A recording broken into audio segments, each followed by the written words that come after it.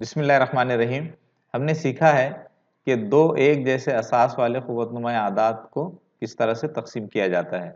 जब भी हम दो एक जैसे असास वाले क़ुव्वतनुमा आदात को तकसीम करते हैं तो हमें वैसे ही असास वाला क़ुव्वतनुमा अदद हासिल होता है और क़ुव्वतों की तफरीक हो जाती है। लेकिन हम इस वीडियो में ये सीखेंगे कि दो क़ुव्वतनुमा आदात जिनके असास मुख्तलिफ हो यानी अलग अलग हो और उनकी क़ुव्वत एक जैसी हो तो उनकी किस तरह से तकसीम की जाती है। तो चलिए शुरू करते हैं। हमारे पास एक मिसाल है 9 की चौथी क़ुव्वत तकसीम 5 की चौथी क़ुव्वत। यहाँ पर आप देख सकते हैं कि इन दोनों क़ुव्वतनुमा आदात के असास मुख्तलिफ है यानी अलग अलग है और इनकी क़ुव्वतें एक जैसी है। तो हम ये देखेंगे कि दो मुख्तलिफ असास वाले क़ुव्वतनुमा आदात की किस तरह से तकसीम की जाती है। तो चलिए शुरू करते हैं। हमारी ये मिसाल है 9 की चौथी क़ुव्वत तकसीम 5 की चौथी क़ुव्वत। हम इस मिसाल को कसर की सूरत में इस तरह से लिख सकते हैं 9 की चौथी क़ुव्वत बटे 5 की चौथी क़ुव्वत। 9 की चौथी क़ुव्वत को हम ज़रबी सूरत में इस तरह लिख सकते हैं 9 ज़रब 9 ज़रब 9 ज़रब 9। इसी तरह से हम 5 की चौथी क़ुव्वत को ज़रबी सूरत में इस तरह लिख सकते हैं 5 ज़रब 5 ज़रब 5 ज़रब 5। अब हम 9 और 5 के ग्रुप बना देंगे 9 बटे 5 ज़रब 9 बटे 5 ज़रब 9 बटे 5 ज़रब 9 बटे 5। अब आप यहाँ देख सकते हैं कि 9 बटे 5 को 4 मरतबा ज़रब किया गया है, इसलिए हम क़ुव्वतनुमा सूरत में इसको इस तरह से लिख सकते हैं 9 बटे 5 की चौथी क़ुव्वत। अब अगर यहाँ पर आप गौर करें तो आपको पता चलेगा कि इस क़ुव्वतनुमा अदद की क़ुव्वत 4 है जो सवाल में दिए गए क़ुव्वतनुमा आदात की क़ुव्वतों की तरह ही है और यहाँ पर इन दोनों क़ुव्वतनुमा आदात के असास की तकसीम हो गई है 9 बटे 5।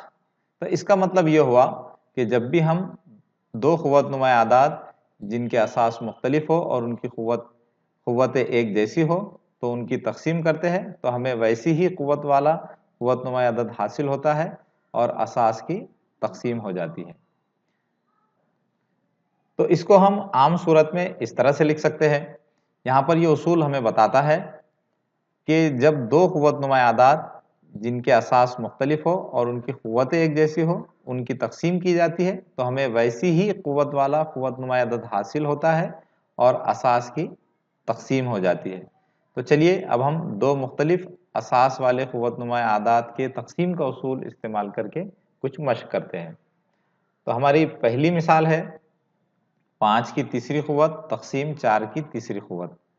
यहाँ पर आप देख सकते हैं कि इन दोनों क़ुव्वतनुमा आदात के असास मुख्तलिफ है लेकिन इनकी क़ुव्वतें एक जैसी है तो हम दो मुख्तलिफ असास वाले क़ुव्वतनुमा आदात के तकसीम का उसूल इस्तेमाल करके इस मिसाल को हल कर सकते हैं। तो इस सवाल का जवाब होगा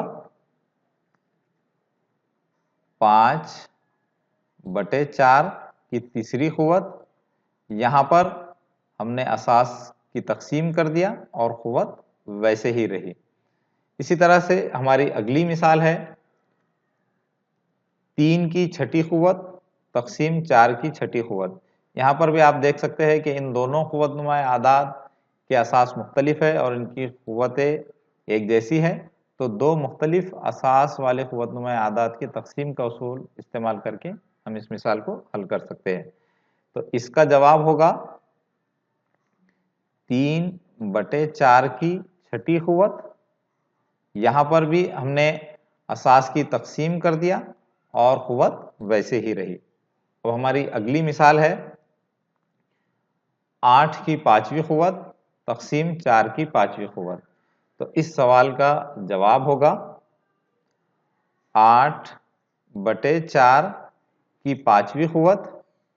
हम इसको और मुख्तसर कर सकते हैं 2 की पाँचवीं क़ुव्वत 8 तकसीम 4 2। तो इस तरह से हमारा जवाब होगा 2 की पाँचवीं क़ुव्वत। अब हम एक आखिरी मिसाल हल करते हैं। हमारी आखिरी मिसाल है 10 کی 7ویں قوت تقسیم 2 کی 7ویں قوت. تو اس سوال کا جواب ہوگا 10/2 کی 7ویں قوت. یہاں پر ہم اس کو اور مختصر کر سکتے ہیں. 5 کی 7ویں قوت 10 تقسیم 2 5. تو اس طرح سے ہمارا جواب ہوگا 5 کی 7ویں قوت.